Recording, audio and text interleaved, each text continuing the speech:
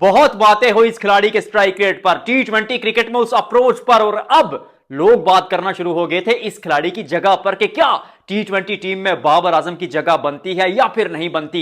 और अब बाबर आजम ने इस सवाल का जवाब अपने बल्ले से दिया, क्योंकि जब आप मुंह से बोलते हैं तो सिर्फ कुछ लोग सुनते हैं, लेकिन जब बल्ला बोलता है तो सबको सुनना पड़ता है।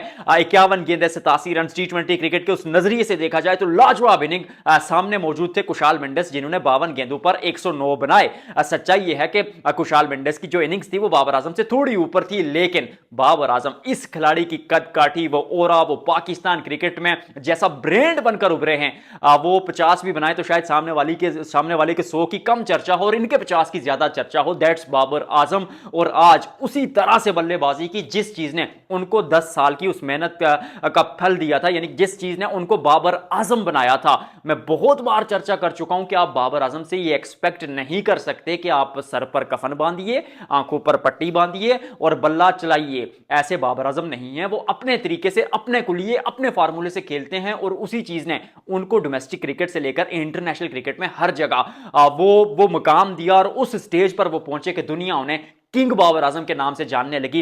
इस पर चर्चा करेंगे। और दूसरी जानिब पेशावर जल्मी रावलपिंडीज को हरा देते हैं, कराची किंग्स को हरा देते हैं, उसके साथ हैदराबाद किंग्समैन को हरा देते हैं। और ये वो टीम है जो अब तक पीएसएल 2026 में कोई मुकाबला हारी नहीं। एक मुकाबला इनका बारिश की नजर हुआ था, बाकी सारी टीमें मुकाबला हार चुकी है, लेकिन पेशावर जल्मी अटर डोमिनेंस के साथ खेल रही है। हर साल मसला होता था गेंदबाजी का, इस साल गेंदबाजी में भी उस सवाल का जवाब लेकर मैदान में उतरी है ये येलो आर्मी।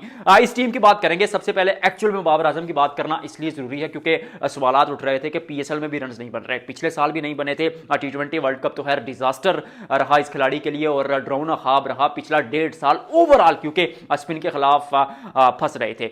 110 दफा इंटरनेशनल क्रिकेट में स्पिन के खिलाफ आउट हुए, बल्कि ओवरऑल क्रिकेट में अगर देखा जाए तो 150 के आसपास स्पिन के खिलाफ फंसे। लेकिन इस इनिंग्स में सबसे खास बात थी एडम जिम्पा को वो बाउंड्रीज लगाना और फिर स्पिन के खिलाफ कंट्रोल में खेलना। That's what you want from Babar Azam. और कदम इस खिलाड़ी के अच्छे चलते, टेक्निक अच्छी है, हेड पोजीशन बेहतर रहती है। I am not a technical coach, लेकिन जो देखकर सामने से लगता है कि बाबर आजम जो है वो 2.0 वर्जन के साथ आए, क्योंकि स्ट्राइक रेट देखो यार, चर्चा की लोगों ने स्ट्राइक रेट की। हालांकि मैं अभी भी टू सम एक्सटेंट पिछली वीडियो में भी कहा था कि मुझे लगता है बाबर रिजवान दोनों में से एक की जगह टी20 क्रिकेट में बनती है। और जब इस तरह का खिलाड़ी आपके पास होता है तो you need to compromise in strike rate, क्योंकि सामने वाला खिलाड़ी अगर 180-200 के स्ट्राइक रेट से खेल रहा है तो एक एंड पर बाबर आजम विकेट को संभाल कर being a senior player inning को कैरी करते हैं, तो वो आपके लिए बेहतर साबित हो सकता है। और हो सकता था इवन टी20 वर्ल्ड कप में अगर आप बाबर को 3 पर खिलाते, लेकिन वहां आप अलग सोच के साथ सलमान अली आगा को खिलाया। मैं उसके भी अगेंस्ट नहीं हूं, आपने नई चीज सोची। मसला पाकिस्तान क्रिकेट का यह है कि यहां या तो ओपनर्स पैदा होते हैं, शाहजादा फरहान, साइम अयूब, मास सदाकत, सलमान अली आगा भी ऊपर खेलना पसंद करते हैं, उस्मान हामिद भी ओपनर हैं। तो फिर इतने ओपनर्स या इतने टॉप ऑर्डर्स के बल्लेबाज होंगे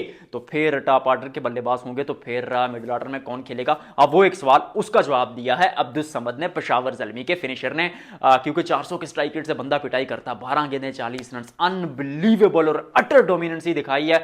और जैसे डोमिनेट करते हैं सामने वाली टीम को, छठे नंबर पर या पांचवें नंबर पर इस मुकाबले में अगर देखा जाए आए तो, लेकिन पाकिस्तान टीम में अगर मौका मिलेगा तो छठे सातवें पर मिलेगा। इस तरह का खिलाड़ी आपको चाहिए था फिनिशिंग नोट पर, वो आपको मिला। फिर कुशाल मेंडिस आउटस्टैंडिंग नॉक, क्योंकि टी20 क्रिकेट में वो जो ग्लोबल 100 बनाने की जो एवरेज है वो 48 से 50 गेंदों पर है, बिल्कुल उसी रफ्तार पे भागे, बड़े बड़े छक्के लगाए। और फिर इस खिलाड़ी के वो जो बॉटम हैंड्स है, बॉटम हैंड तो हर स्ट्रॉन्ग है ही इस खिलाड़ी की कलाइयों में। और ये जो जगह ना बहुत ताकत है यार, वो खड़े खड़े ऐसा फ्लिक मारते हैं, ऐसा लगता है बंदा यार ये पुल मारी है या फ्लिक मारी है। He is that kind of player. और पेशावर जल्मी की टीम इस बार आप शुरू से कर देखें, माइकल ब्रेसवेल ने अभी रन नहीं बनाए, उसके अलावा अगर देखा जाए तो मोहम्मद हारिस शुरू पर तेज स्टार्ट देने के लिए जाने जाते हैं, उन्होंने भी रन नहीं बनाए, फिर भी पेशावर जल्मी अपनी तारीख का सबसे बड़ा स्कोर बना जाती है। 250 के अगर करीब आप पहुंचते तो विच मीन्स कि आपकी बल्लेबाजी में ताकत है, लेकिन वो हर साल रही है। इस बार गेंदबाजी में जो सुफियान मुकीम कर रहे हैं वो एक्स्ट्रा ऑर्डिनरी कर रहे हैं। और इस साल अगर देखा जाए तो जो इकोनॉमी रेट है सुफियान मुकीम का वो 7 साढ़े 7 के आसपास है।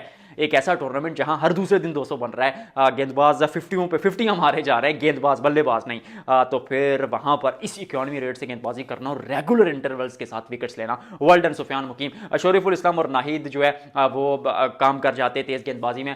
फिर इसके अलावा अगर देखा जाए तो शाहनवाज दानी भी आपके पास ऑप्शन मौजूद है। तो जो बेसिक्स थे पेशावर जल्मी के वो इस बार टिक हो चुके हैं। कमेंट सेक्शन में आपको क्या आप बताइएगा कि क्या पेशावर जल्मी इस बार प्ले ऑफ खेलेगी या टाइटल जीतेगी या नहीं। आपके लिए कमेंट सेक्शन खाली है, जाइए।